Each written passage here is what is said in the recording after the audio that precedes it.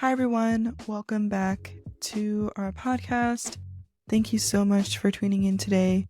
Just wanted to give a quick shout out to the team and also let you all know that we are still getting used to our new equipment. So thank you for your patience and thank you for tuning in.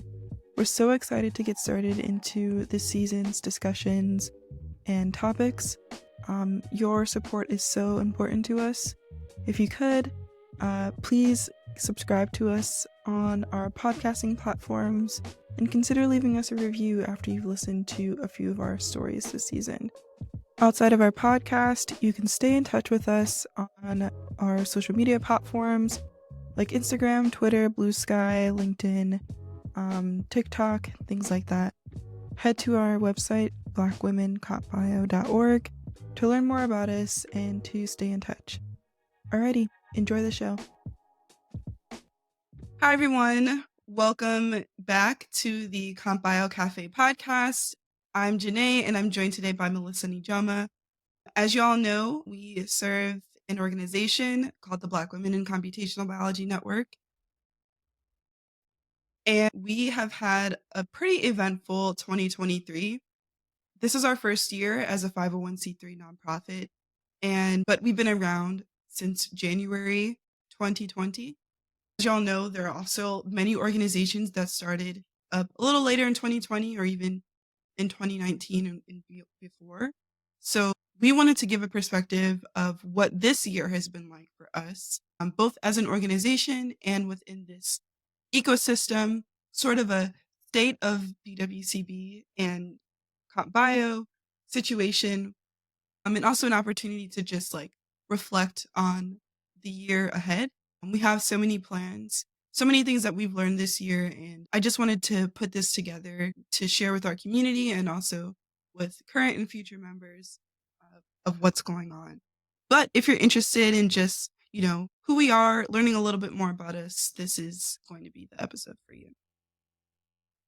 Alrighty, so the purpose of BWCB, it's evolved a little bit over the years, but currently our mission is to accelerate opportunity at the intersection of biology, math, and computer science for Black women globally. What that means and what that looks like is a few different things. Obviously, we want to amplify the voices of Black women in the field. We want to provide opportunities and resources, but the purpose of that acceleration piece is to really provide a concentrated and sort of focused environment where all we do is get people to where they need to be. And sometimes where people need to be is, in community with others. Sometimes that looks like sharing a job opportunity. Sometimes it looks like sharing a skill. And so that's what that acceleration of opportunity looks like to me. Also, living in an ecosystem where the realities of opportunity gaps and relationship gaps, as our Good Nation people would put it, are certainly part of how we develop professionally in an environment where underrepresented and minoritized, I'd like to say, people don't get the same amount of resources, don't have the same amount of social capital. So this community is sort of an environment that, serves people in just that, this community aspect, but also in the tangible resources aspect. Yeah, I think that's a really good sum of what the mission and focus of BWCB is. I think when you boil it down, we're a network of Black women in the comp bio field looking to support each other any way we can. So let's dive into some of what we actually do, and then we'll compare that. I guess, we'll use that to sort of extrapolate what we've done this year. So we have a leadership team. I want to say we're at 13 people in leadership total, 12 or 13. So 2 of those people are on our board of directors. 4 or 5 of those people are part of the core team coordinators. 2 of those overlap with our officers for our nonprofit, so treasurer and secretaries. And then we have associates who support, kind of wrap around everything around that. Core team associates work in different sectors, different teams. Yeah, so I would say overall the leadership team is more matrixy. There's a lot of overlap between the different groups. I lead the programming team, and what we do is pretty much help to plan our events. That's our seminars, podcasts, socials, and career panels.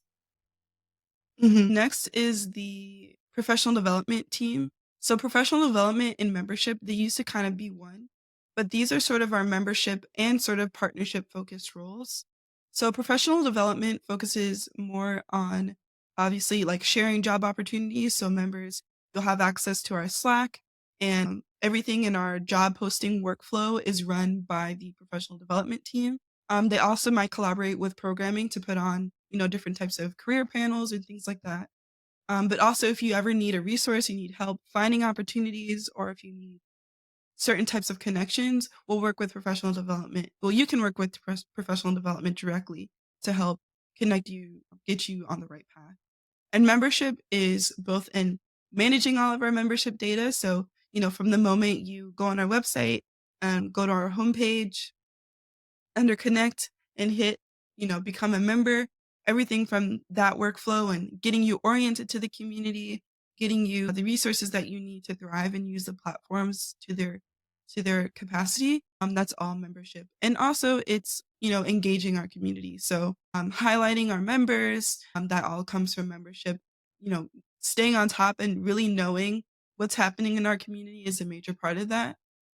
And again, there's overlap in, sometimes we need to work with professional development. If, an organization or another company comes and says, hey, we're looking for speakers in this area. Can you help us? That's kind of how we interface with that. Communications is just that, newsletters and things happening on our social media. Technically, this is a communications arm, but um, it's part of how we are outreaching to people. But, anything on our socials and, making sure our message is reaching the right people is part of the communications team. And then we have our secretary who is basically, the glue of the organization in terms of scheduling and keeping our documents in one place. And that's also especially important now that we're a 501c3. We are trying to make things as accessible and open as possible. So also that's kind of part of one of our obligations as a nonprofit, being transparent about things like our funding and our documents and things like that. So that's what secretary also helps with. Our achievements though is just in that having that team this year in growing that. At the start of the year, there were just a handful of coordinators who were doing everything themselves on top of the strategy. But now we have associates who kind of help with the actual implementation of those roles and, really are on the grassroots level of implementing our mission, which I could not be more thankful for. I think it's really already made an impact, and they've only been around for a couple months now. Yeah, I would have to agree. The At the beginning of the year, I feel like we were getting all of our ducks in a row and really kind of putting together what, you know, the vision of BWCB is and kind of reorganizing it to make sure that it's sustainable and in compliance with 501(c).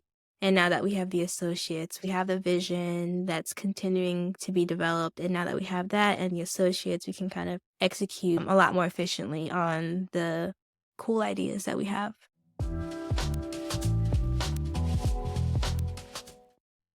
So, one major thing that we didn't even mention is that right around the time we became a 501c3, we received our first grant, the Google Tech Equity Collective Impact Fund. Definitely is a mouthful, but that was our first major grant we applied to in the winter of last year, and we heard around March of this year. So, we are part of a cohort of other organizations, mainly companies and even some other nonprofits. We're probably the smallest of the bunch, but these other organizations either are working towards workforce development, specifically for Black tech innovators. They're working for towards like programming and training opportunities for people in tech.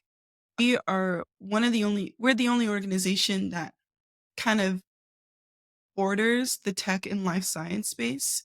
We're also like one of the only organizations that are such a small like nonprofit still operating in this sense. So there are other groups there that are doing some really amazing things, raising tons of money to really put forth systems and operations towards supporting the next generation of like tech leaders. I think that's what's really exciting to see.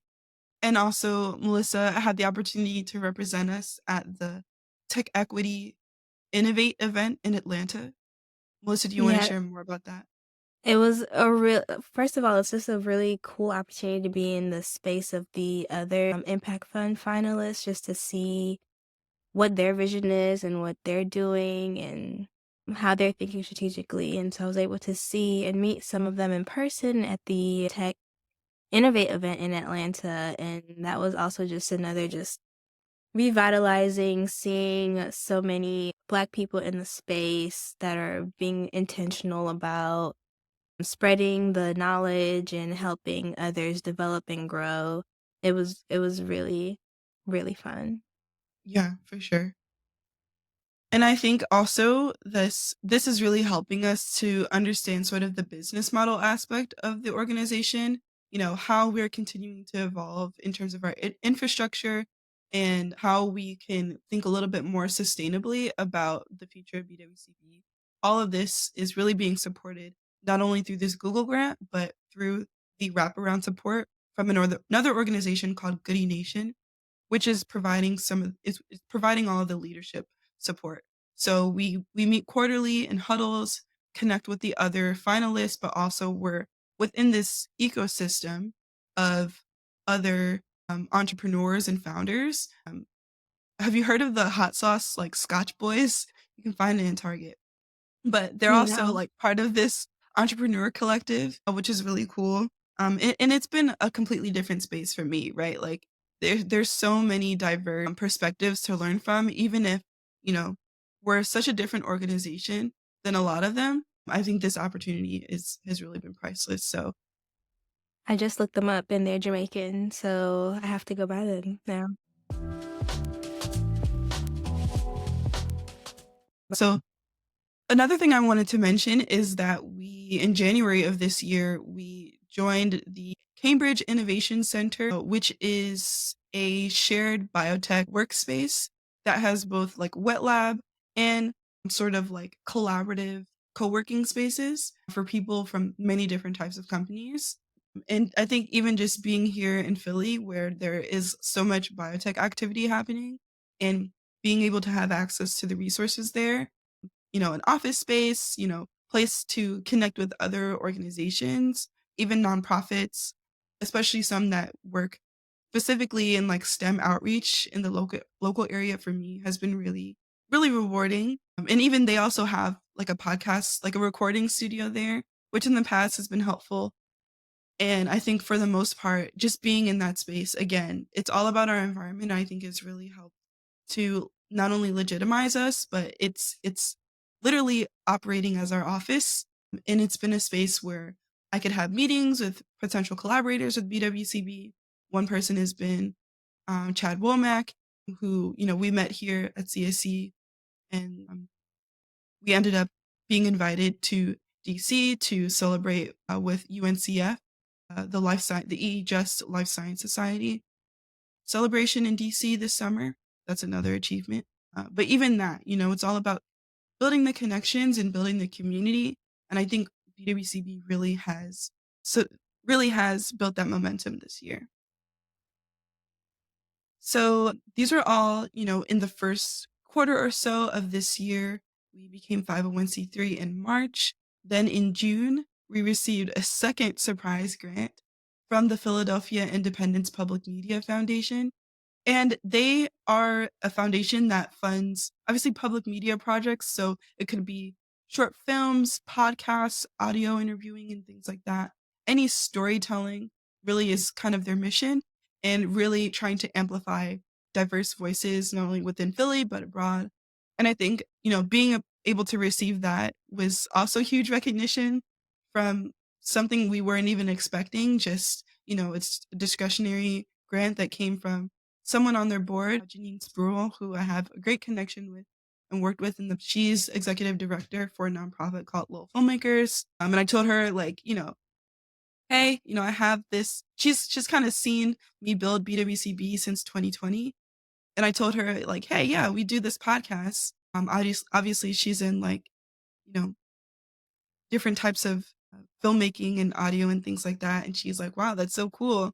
You're doing all this science stuff and, PhD life, but you have so many great stories that you could tell with your podcast. Sooner or later, I got the email from the board she sits on. And again, like I said, all about connections and community. And I think BWCB is really thriving from all the support we've received this year from so many different backgrounds, not just scientists and, people in the tech space, but something that's been really important to us is that interdisciplinary community building.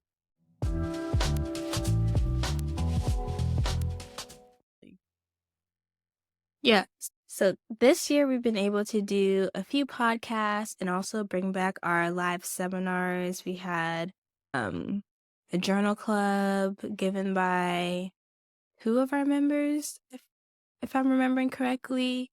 We've had seminars and then podcasts, and we also started a new members event, just a new members social, so that way we can meet people as they join and get to know them, get to know what they would like to see out of BWCB and how BWCB can support them. Yeah, I feel like we've done a lot. I can't even remember all the things we did. I need like a list. Mhm. Oh yeah, we also had our biotech series looking getting insights from computational biologists and bioinformaticians in the field and in biotech. And that was a partnership with Bioscribe Genomics, Genentech, and GSK. We had scientists as well as HR representatives on the panel, and we had an event where they talked about their science and our members could engage with them. Um, Mhm. we had a networking mixer in June. Mhm. Mhm. We recently had a seminar in November. Yeah, we had a lot of different kind of events this year. Yeah.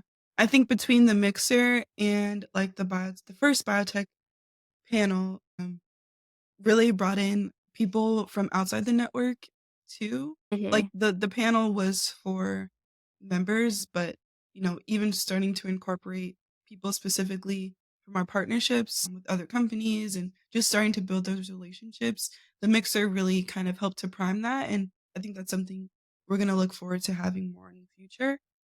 But also being able, to me, the most rewarding is being able to bring back more of the seminars this past year with some members that are currently doing some different types of work.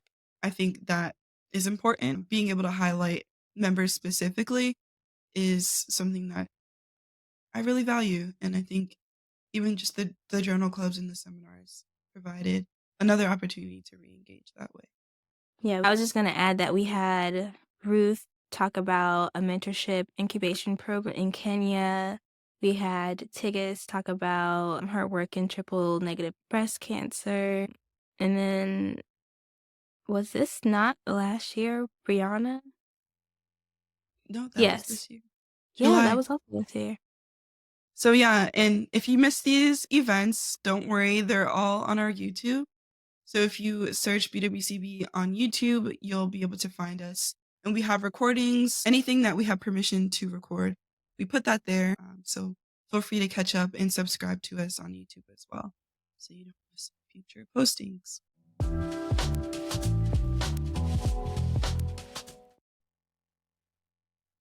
And speaking of collaborations and partnerships, we really want to be more intentional about these this year. I think 2020 was a time where, there were all these organizations coming up and there was a lot of enthusiasm for organizations like us. And then 2021 and 2022 came around and it was crickets. Not as much enthusiasm, not as much participation. And that's just the reality of it.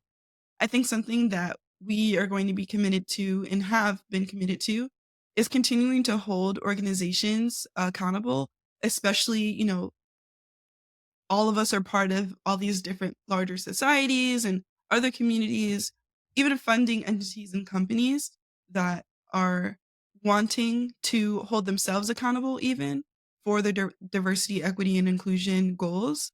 I think that's something that we absolutely will be engaging in and have done so in the last month even. One example is our new partnership with the Festival of Genomics. This is a popular free, by the way, free genomics festival. I think it's Festival of Genomics and Biodata. Yeah. That happens both in Boston and London. I think at least the Boston one has been around for a couple years, 2 or 3 years. The London one is a much larger event, but even Boston is well attended and well regarded. We were contacted to not only provide speakers, so we'll be reaching out to members here soon who could be good speaking candidates, but also to actually have a presence at that conference. So we're excited to report we'll be in Boston for the Festival of Genomics and Biodata, which is June 12th to June 13th. So if you're in the area or if you even are able to travel, there's no registration costs for most attendees. I think it's over 90% of the people it's free. So make sure you get your tickets as soon as that opens up, and we'll see you in Boston for that. Why is that important to us? One is because we know that when we do go to these larger conferences, right, we are not as numbered in the speaker list or in the speaker lineup. And we really want to change that. We know that we have an opportunity this year, especially preparing for 2024. Now that we're ahead of all these conference planning committees, we want to be there, not just as attendees, but in speaker representation. So that's something we're working toward. Another conference is going to be the Recom 2024 conference, also happening in Boston. This is going to take place on April 29th to May 2nd in Cambridge, technically. We'll also be there not only so I'll be giving a quick talk at the business meeting, which is super exciting to be able to connect with the other CompBio people there. But we'll also have a booth at this conference. So again, I think tickets will open up here soon. Get your registration in. It is not free, unfortunately, but I think the cost is relatively accessible. April 29th to May 2nd. And we're also going to be working really hard to either raise enough funds or get as many of our members to this conference as possible. And last but not least, probably the most exciting for me, and I'm really excited for the others too, but I've been going to ISMB now for a couple years. And this next one is going to take place in Montreal. Let me see the dates here. The next one is going to be July 12th to 16th, 2024 in Montreal, Canada. I'm so excited for this because I actually really enjoy the ISMB conferences. I think they're, one of the only opportunities comp bio people get to go to like a big conference. It's not like the ASHG or, the ASH, but in recent years, it's been a little bit smaller. They've been recovering. Last year was in Lyon, France, and I actually had a chance to meet Sandra there for the first time, one of our members, and now on our leadership team. But yeah, we will be here. We'll have a booth at ISMB. Several of our members will be in attendance, and we're also going to hopefully get some people in the speaker lineup for 2024. Another thing that Melissa brought up is, we had the chance even this year to go to several conferences, unofficially, sort of, just be in the space. But having those in-person experiences this year was super awesome.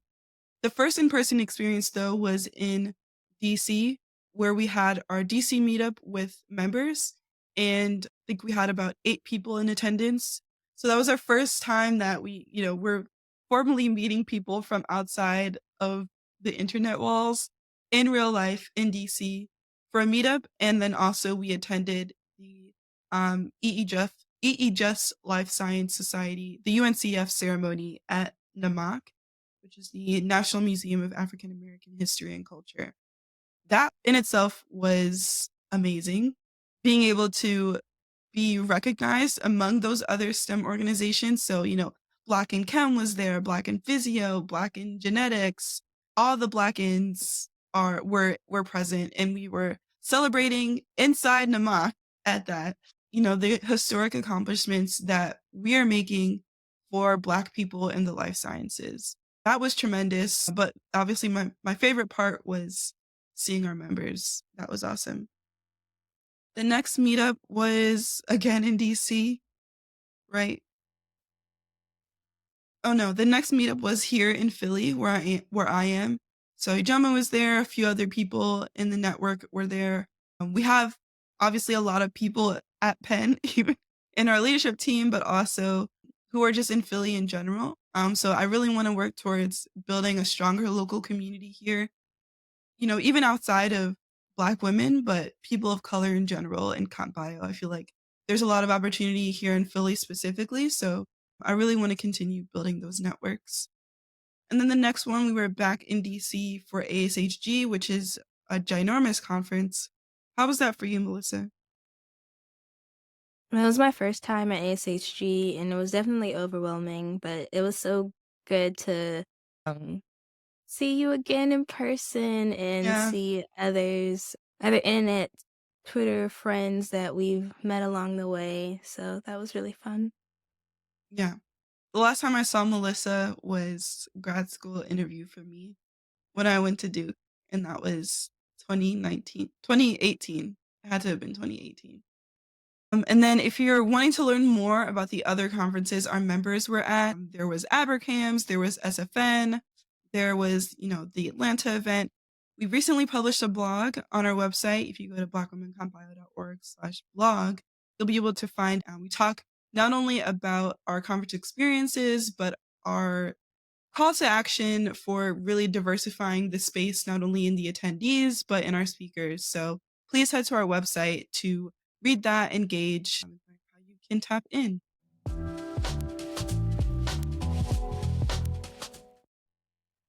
All right, we're coming to the end here soon. I think I want to wrap up with some challenges, lessons learned, reflections, observations.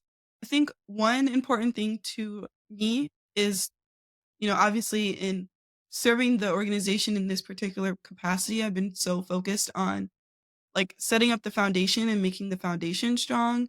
But I think something that we've reignited this year is actually like listening to what members want and listening to what people find value in. I've been kind of having like my blinders on for a long time, just like, all right, once we get to this stage, once we get to this stage, then I can breathe. That's probably not going to officially come to an extent it has, like there's been so many things on the business side and the legal side and the finance side that we probably won't be able to share publicly for a while, but even just in that, but I think the importance of having people around me and supporting the network who are not me, who can bring you back to reality and also provide the perspective of what's actually happening on the ground, how people are experiencing the community. That's something that's been important to me. So we relaunched our survey this year. We are in the process of continuing to analyze the results. The purpose of the survey was not only to see how people are interfacing with the network. So, what can we do? How can we better serve them? I really want to get into this space of understanding the lived experience of Black women in computational biology. So I know there's also other organizations out there that help you do like certain focus groups or even research. I want to look into the data. Like I'm interested in seeing how we can not only capture but share the data of what's happening. Why aren't we getting as many opportunities? Why, you know, if there's this big training infrastructure, for instance, in East Africa, there's like this drop off of opportunity after, you know, why is a lot of that training infrastructure connected to the US? And when that's not in the US anymore, if we can't provide support, how do we mitigate that in terms of capacity building? And, so I want to have those conversations just as much as I want to just connect with people and say, hi, how are you doing? So that's something that I'm learning in trying to balance, what we can do, but also listening and providing a space for for dialogue. Yeah, I think we can talk about some of the main takeaways of like the survey from what our members want and what we're going to do, what we have plans for next year. And for me, being on the programming side of things, what I saw is that our members want to be in community more. And so we're hoping to have more just informal social gatherings and virtual and in person at these conferences that we plan to attend. And hopefully from there, we can increase the capacity for more just informal get togethers. Yeah. And I think going even deeper, like obviously a lot of so we have over 260 members from over 20 countries currently, which is a lot. Most of our members though are in the PhD and above stage, but the a good chunk of folks are in PhD training or postdoc training or early career in general. One piece of feedback we've gotten is that, a lot of the things we do plan do kind of cater towards those folks. And I think that was something really eye-opening for me to know and understand, because, obviously that's the space that I'm in. I'm thinking that people do want to hear that, and it's not that they don't, but it's all about balance. So, even thinking about the more experienced and seasoned people within our membership, there's so much more that we could be doing and providing a space for that they absolutely need. That's not always gonna be about, how to set up your LinkedIn or how to, get this first job.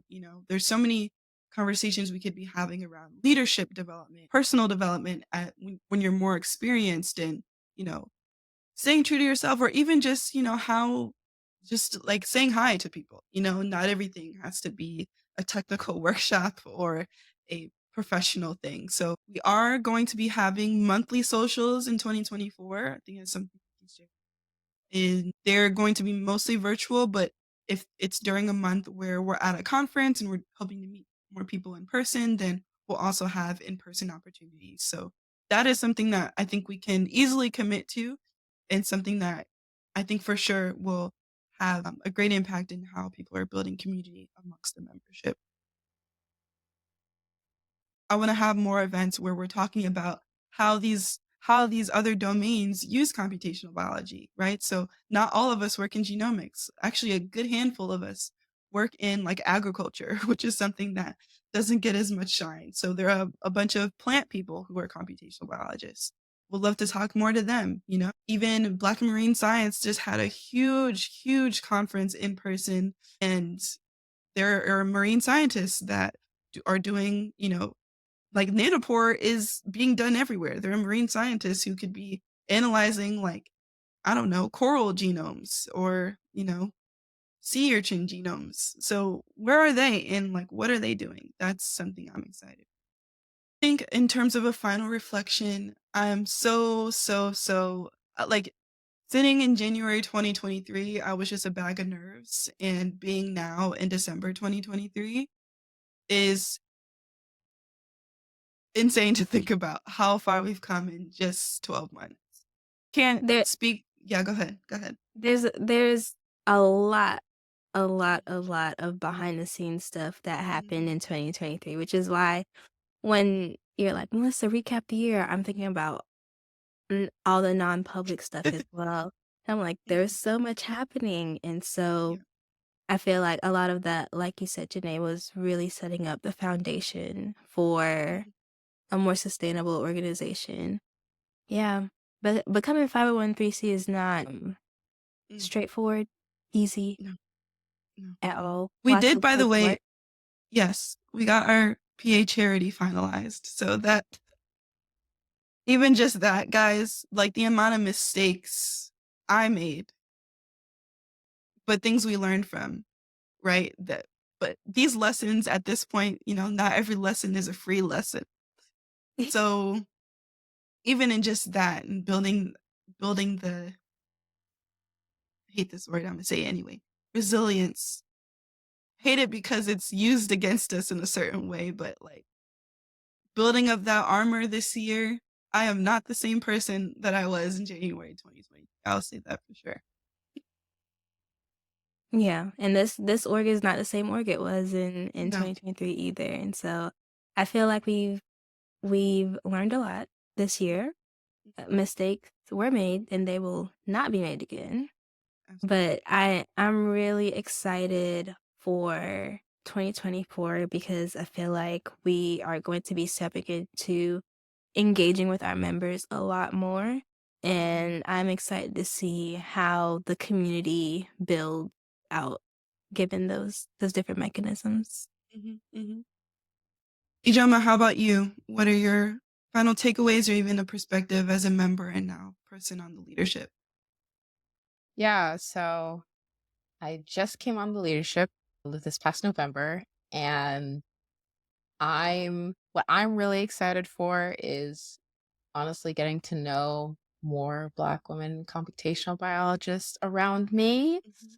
I think that that is what's literally putting a Grinch smile on my face as I speak this right now. Because I think one thing, science, as much as it's supposed to be a collaborative space, but I think like there's not enough opportunities to really get to know people and actually know how like know how their research journeys or how their story is going or what their career paths are and actually like helping each other like hand in hand. Mhm. And I Mhm. think like this is something that I'm really excited to do and work like to do within this community, but also to like help in that aspect. Mm. So 2024 is going to be exciting. It's going to be a lot of building great new relationships, but also learning more about people. And I think like joining the podcasting team I'm excited not to understand just the stories, but also like the lived experiences behind the stories and the Mhm. lessons and the things that we can learn with from each other. Mhm. That is, mm, that's just Chef's gonna be kiss. amazing. Yeah, yeah, yeah, yeah. I agree, and I think that we are in an amazing space at a super pivotal point to share those stories here or even to just be in a place to exchange them, in private amongst ourselves. So that to me is something that is super exciting and energizing, I would say. Like, despite all this behind the scenes stuff that Melissa's been part of and has talked about, what keeps me going is what 2024 will look like for sure. All right. So, Melissa, what can people look forward to, at least in January, in the near future? So January we'll be having our first social on the 12th. We'll have two time slots at 11 a.m. Eastern and 5 p.m. Eastern. We're going to be having a goal setting social. It's going to be very relaxed, very conversational. We're just going to get together, set our 2024 goals together, and hopefully that could be the beginning of us, just keeping each other accountable and watching each other grow. Mhm. For sure. And just remember that you will need to log into your BWCB account if you're a member online to make sure that you can register for that members only event. Thank you so much again, everyone, for your support in 2023, even before then. I know you have seen many different iterations, experiencing the pandemic. And so just your continued support is so important. I want to thank you for that. We do have, there's still time in our giving season campaign to help make a lot of these goals a reality. If you go to blackwomancompbio.org/donate, you'll be able to learn more about our workshop fund, our travel fund, and our honorarium fund. The honorarium fund helps to support the Black and Comp Bio speakers that are going to be podcast interviews or seminars. The travel fund helps us to really make the impact we want with bringing more of our members to conferences, giving them more in person experiences at these events and meetings. And the workshop fund helps to support members that are looking for different types of upskilling opportunities. So this could be anything from, your first coding class, or people who are more experienced could be looking for like leadership and development classes. We really want to support that and kind of bridge the gap. for people who might not have access to those resources. So if you want to support and if you can support, we really ask you to do that at blackwomencompbio.org/donate. There are other ways though you can support us by following us on social media. We're now on the TikTok and I think Blue Sky, so we are branching out and getting, settling our roots in things outside of Twitter. Of course, our podcast is definitely, we're going to see more activity there. So please be sure to subscribe to us wherever you're listening to us and give us a rating. I know that helps. And then finally, our YouTube is where you'll see maybe some of the visual components of this, and our Instagram, for sure, you'll see more of the visual aspects of this. But thank you everyone for your support, and we'll hope to see you in 2024, and we will. So.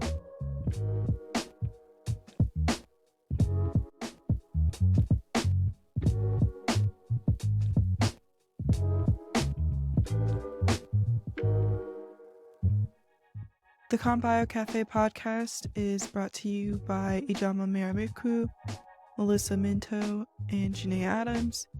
Learn more about us at blackwomencompbio.org and also tap into ways that you can become a member or a supporter today. Thank you for listening.